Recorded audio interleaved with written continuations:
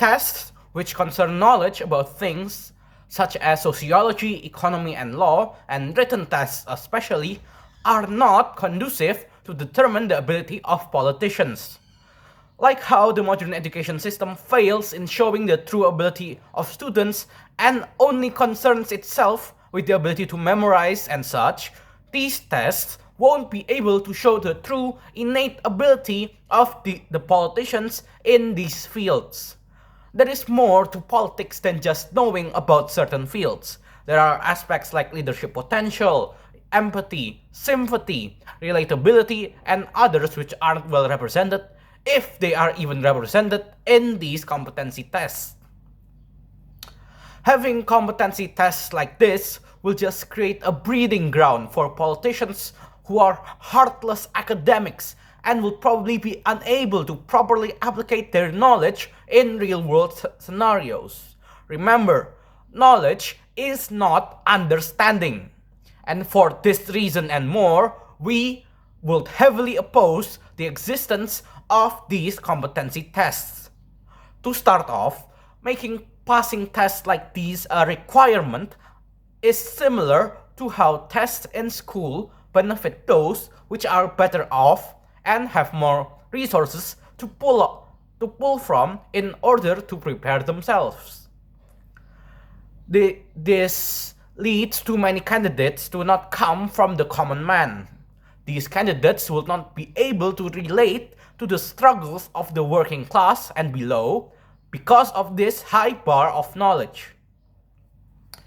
Using Trump as an example, like how the other house did, due to Trump's background in business and therefore in economics and perhaps even law, because businesses often require knowledge in legal procedures and such, he will be able to pass the economy and law sections of the competency test easily and would only need to study up on the sociology materials needed to pass it.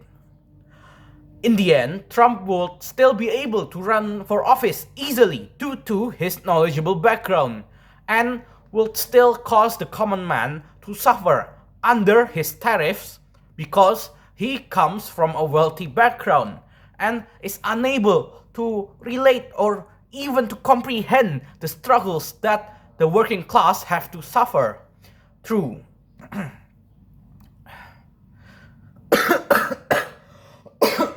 Sorry.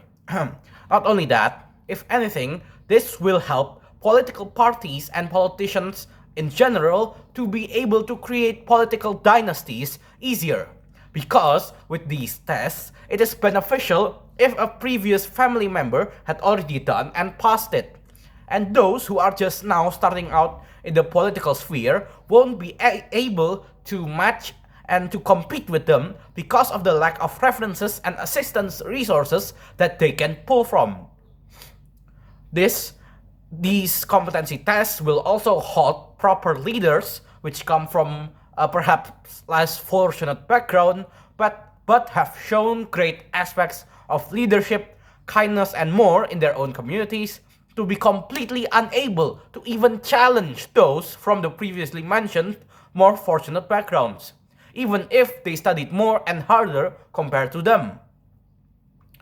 And with how wide and far-ranging national issues can be, what difference would a test make if the test only concerns fields such as sociology, economy, and law? If an issue arises that concerns aspects such as biology, geography, or the likes, what difference does it make?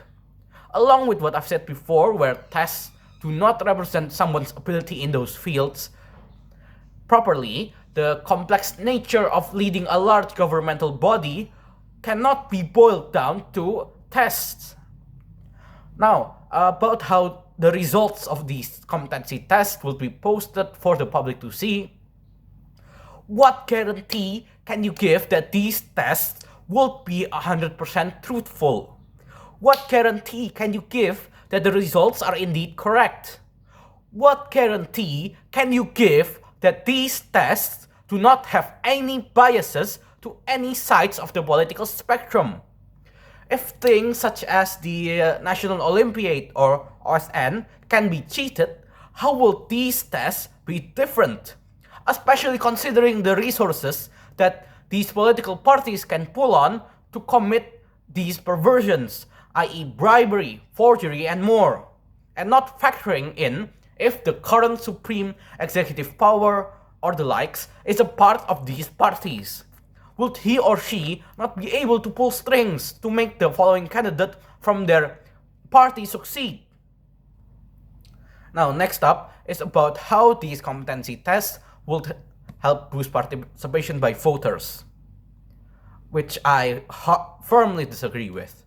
With how skeptical the public is, and with how I've said previously that it will be hard to give guarantee that these political candidates will do their test with complete honesty, wouldn't the public just disregard the results of these tests?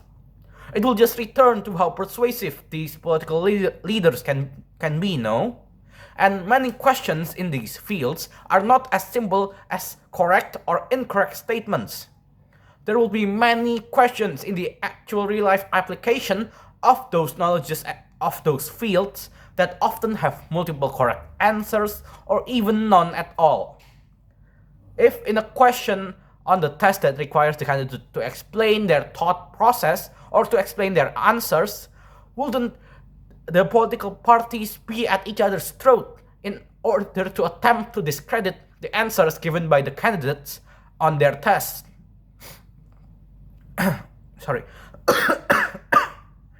Wouldn't having this competency test cause even more political discourse by creating another field where political parties could argue over?